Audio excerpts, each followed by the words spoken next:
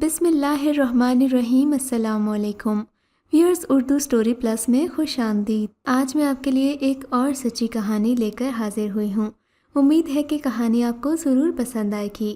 کہانی پسند آنے کی صورت میں اس ویڈیو کو لائک کیجیے اور اس طرح کی مزید کہانیاں سننے کے لیے ہمارے چینل اردو سٹوری پلس کو سبسکرائب کیجیے۔ جب رات کو میں سارے دن کی تگ و دو اور مصروفیت میں لگی رہی تو کچھ خیال نہ آیا، مگر جیسے ہی بستر پر آئی تو ایک دم اماں یاد آ گئیں۔ ہمیں چھوڑ کر ہمیشہ کے لیے روٹنے والوں کے لیے ہم ہمیشہ دکھی ہی ہوتے ہیں۔ ان کی باتیں یاد کرتے ہیں، روتے ہیں اور پھر خود ہی سنبھل جاتے ہیں۔ وقت کے ساتھ زندگی کے معمولات سب کچھ ویسا ہی ہو جاتا ہے، کچھ نہیں بدلتا، بس ایک اپنا پیارا کم ہو جاتا ہے، آنکھوں سے دور ہو جاتا ہے، مگر اس کی یادیں ہمیں کبھی نہیں چھوڑتیں۔ اچانک میں اٹھی، کچھ قریبی رشتہ دار رک گئے تھے۔ تدفین کے بعد سب نے اپنے اپنے کام کر لیے۔ اب تو عشاء کا وقت ہو چکا تھا۔ میں نے نماز پڑھ کر بستر کا رخ کیا، پھر شدت سے اماں نظروں میں آ گئیں۔ میں اکثر جھنجھلا جاتی کہ اماں خدا کے لیے کوئی نماز پڑھ رہا ہو تو پلیز آپ اپنے قصوں یا کہانیوں کو تھوڑی دیر کے لیے موقوف کر دیا کریں، آپ کی بڑی مہربانی ہوگی۔ میں اکثر دعائے قنوت میں گڑبڑا جاتی ہوں، مگر آج میں نے کیسے نماز پڑھی مجھے پتہ ہی نہ چلا۔ میں نے اپنے گالوں پر بہتے آنسو پلو سے خشک کیے اور ماں کی پیٹی کی طرف بڑھ گئی۔ آج پہلی بار اماں نے صبح مجھے یہ چابی لا کر دی تھی، بیٹا اسے اپنے پاس سنبھال کر رکھنا، جب اس کا وقت آئے گا تب کھول دینا۔ وہ چابی ہاتھ میں لیے ملول اور افسردہ سی کھڑی تھیں۔ میں بار بار اماں سے چابی کے بارے میں پوچھتی اور اماں ہر بار ٹال دیتی۔ میں ان سے کہتی، اماں سردیوں کے گرم کپڑے پہلے دھوپ کھلایا کریں پھر استعمال کیا کریں، مگر اماں بعض دفعہ خوبصورتی سے ٹال دیتی۔ کبھی کبھی میں جھنجھلا جاتی اور کہتی، پھر آپ یوں کریں، اس پیٹی کو اٹھائیں، کسی بہو یا بیٹی کے گھر رکھوا دیں، آپ تو پیٹی کو ہاتھ لگانے نہیں دیتی۔ آپ کبھی باہر جائیں تو واپس آ کر اس پیٹی کو چیک کرتی ہیں، اگر کوئی ذرا سا بھی اسے ہلا دے تو سبھی کی شامت آ جاتی ہے، باری باری سب کو آپ کے سوالوں کا جواب دینا پڑتا ہے، بڑی مشکل سے معاملہ ٹھنڈا ہوتا ہے۔ مگر آج صبح تو اماں نے مجھے بلا کر چابی دی، مگر صندوق کھولنے کے لیے وقت مقرر کیا کہ اس سے پہلے پیٹی کو نہیں کھولنا۔ میں نے روتے ہوئے پیٹی کھولی، اس قدر سلیقے سے اماں کے کپڑے رکھے تھے کہ دیکھ کر بہت اچھا لگا۔ ایک بڑا سا چمڑے کا بیگ رکھا تھا اور اس پر امتیاز لکھا تھا۔ کچھ چیزیں اپنی بہوؤں اور بیٹیوں، نواسیوں اور پوتیوں کے لیے ناموں کی چٹ لگا کر رکھی تھیں۔ میں نے اپنا نام کا بیگ نکالا تو میں دنگ رہ گئی۔ بیگ میں ایک خوبصورت سا ڈبہ تھا جس میں گولڈ کا بڑا قیمتی سیٹ تھا۔ میری آنکھیں کھلی کی کھلی رہ گئیں۔ اس ڈبے میں میری بیٹی ساجدہ کا زیور تھا، باقی کپڑے اور کچھ چیزیں میرے لیے تھیں۔ ایک لفافہ جس میں بھاری رقم تھی، اس پر ساجدہ کا نام تھا۔ اماں اپنی زندگی میں نماز اور روزے کی بہت پابندی کیا کرتی تھیں، جمعے کے روز خاص اہتمام کیا کرتیں، غسل خانہ اچھی طرح دھوتیں، دیواروں پر خوب پانی مارنا ہوتا تھا۔ بیٹا صفائی نصف ایمان ہے، تو بھی جب اپنے گھر نہانے لگے تو غسل خانے کو صاف کر لیا کر، اللہ خوش ہوتا ہے۔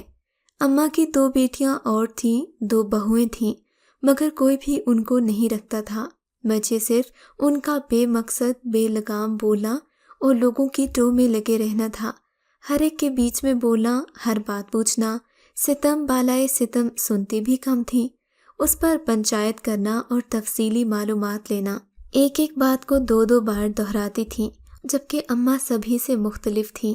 ان کی عمر 100 سال سے زائد تھی، مگر اب بھی وہ جوانوں سے بہتر تھیں۔ وقت پر مناسب خوراک لیتیں اور وقت پر ہی سوتی تھیں۔ اپنی زندگی اور زندگی کے معمولات کے لیے انہوں نے ایک ٹائم ٹیبل بنایا تھا۔ صبح کا ناشتہ 8 بجے، دوپہر کا کھانا ظہر کی نماز کے بعد اور شام کی چائے پورے 5 بجے، رات کا کھانا 8 بجے اور باقی گھر والے کبھی بھی کھائیں، انہیں کوئی اعتراض نہیں تھا۔ ابا جی ایک سرکاری دفتر میں ملازم تھے، معقول آمدنی تھی، انڈیا کے پڑھے ہوئے تھے۔ اماں بھی مڈل پڑھی تھیں اور کافی سمجھدار تھیں، مگر اکثر ہی اماں کچھ ایسے جملے بول دیا کرتی کہ آج کل کی ایڈوانس نسل بے ساختہ ہنس پڑتی۔ کبھی تو اماں خود بھی ہنس پڑتی اور کبھی خوب سنا دیتی۔ 3 بیٹیوں اور 2 بیٹوں کی اچھی تعلیم و تربیت اور سب کی شادیاں کیں۔ اماں نے اپنے فرائض پورے کیے، مگر ابا جی کی اچانک موت پر گھر کا شیرازہ بکھر گیا۔ دونوں بیٹوں نے صاف الفاظ میں کہہ دیا کہ یہ گھر اب ہم دونوں بھائیوں کے استعمال میں رہے گا، جب بکے گا پھر بیٹیوں کو ان کا حصہ دے دیں گے۔ اماں پاگلوں کی طرح کبھی ایک تو کبھی دوسرے بیٹے کی طرف دیکھ رہی ہوتی۔ بہویں تو سامنے تھی نہیں، طے شدہ پروگرام کے تحت ان کے شوہروں نے پہلے ہی کہہ دیا تھا، جب ہم اماں سے بات کر رہے ہوں گے تم لوگ سامنے نہ رہنا، یوں اس معاملے میں فیصلے میں تم لوگ شامل نہیں ہو، جبکہ یہ فیصلہ دونوں بہوؤں کا تھا۔ اماں کی آنکھوں سے بے اختیار آنسو بہنے لگے۔ بے حد خوددار اور غیرت مند خاتون تھیں۔ بولیں، تم لوگوں نے میری زندگی میں مجھ سے پوچھے بنا، مجھ سے مشورہ لیے بنا ہی اتنا بڑا فیصلہ کر لیا، تو کیا ہوا ماں، اب ہم بچے تو نہیں رہے کہ ہر بات آپ سے پوچھ کر کریں؟ دونوں نے یک زباں ہو کر جواب دیا۔ اماں نے دھیرے سے اقرار میں سر ہلایا۔ چلو بیٹا، کل ہمارے دن تھے، آج تمہارے، پھر آنے والے کل تمہارے بچوں کے دن ہوں گے۔ اماں نے بڑے ہی دکھ سے اپنی ذہنی کیفیت اور کشمکش کا اظہار ان چند الفاظ میں کیا، اور پھر دن ایک کے بعد ایک گزرتے گئے، مگر ہر گزرنے والا دن ان کی تکلیفوں اور دکھوں میں اضافہ کر رہا تھا، جبکہ آصف اور عاصم دونوں ہی بیوی کے محکوم تھے۔ ہر حال اور ہر چال، ہر تیر بہو کے اشاروں سے پھینکتے اور انہی کے اشاروں پر چلتے۔ پوتا پوتی بھی اماں سے بدتمیزی کرتے، مگر والدین بچوں کو بالکل بھی نہ ٹوکتے۔ اماں کی عدت ختم ہونے میں ابھی چند دن ہی باقی تھے۔ ایک روز آصف اور عاصم نے اماں سے کسی فائل پر دستخط کروا لیے۔ اماں سے کہا، ابا جی کی کچھ رقم رکی ہوئی ہے، اسی لیے آپ کے دستخط کی ضرورت ہے۔ اماں انگریزی تو نہ پڑھ سکیں، یوں بڑی خوبصورتی اور نہایت آسانی کے ساتھ 50 لاکھ کا مکان اماں کے ہاتھوں سے نکل چکا تھا۔ بھولی بھالی اماں، اتنی پنچایت کرنے والی، اتنی جرا کرنے والی، بات کی تہہ تک پہنچنے والی یہاں تک بھی نہ کر سکیں، اور پھر اپنی اولاد، اپنے جگر گوشوں پر کیسے بھروسہ نہ کرتیں۔ خوش تھیں کہ چلو کچھ رقم مل جائے گی۔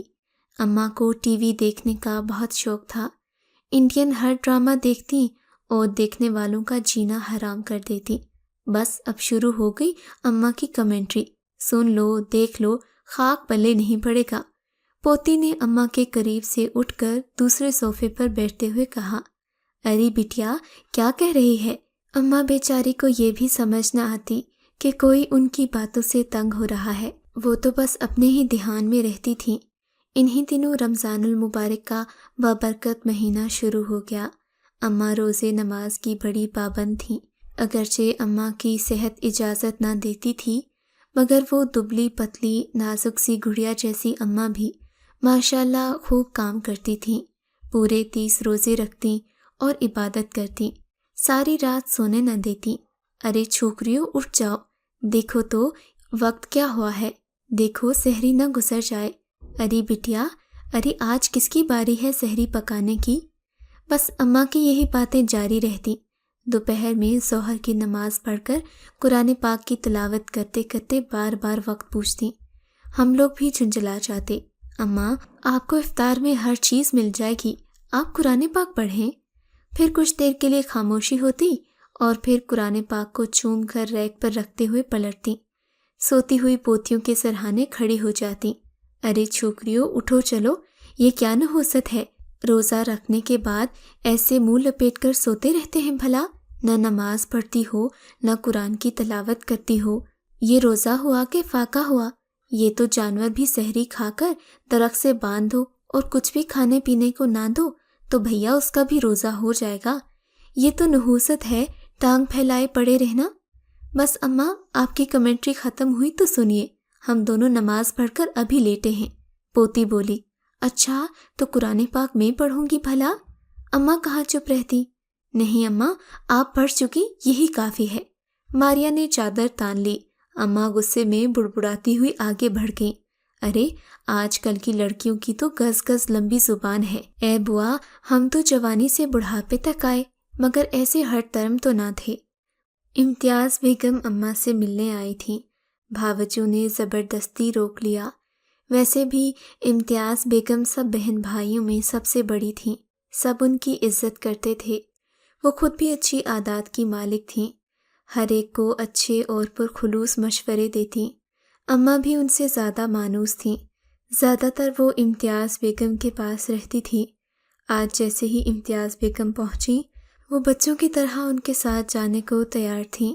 اماں کو ابا کی پینشن ملتی تھی، رقم کہاں جاتی ہے، ہر کسی کو شکوہ رہتا۔ کبھی کبھی امتیاز بیگم بھی پوچھ لیتی، مگر اماں کوئی مناسب جواب نہیں دیتی۔ بس ایک دفعہ کہا تھا اپنی موت مٹی کے لیے اکٹھے کر رکھے ہیں، مگر اماں اب تو بڑی سخی تھیں۔ ہر کوئی آپ کے اس عمل سے نالاں تھا کہ اماں کی پینشن ہر ماہ کہاں جاتی ہے، لیکن آج پتہ چلا کہ اماں ان پیسوں کا کیا کرتی تھیں۔ انہوں نے اپنے بچوں اور پوتے پوتی، نواسا نواسی سب کے لیے کچھ نہ کچھ رکھا تھا۔ آج اماں نے سب کو شرمندہ اور نادم کر دیا۔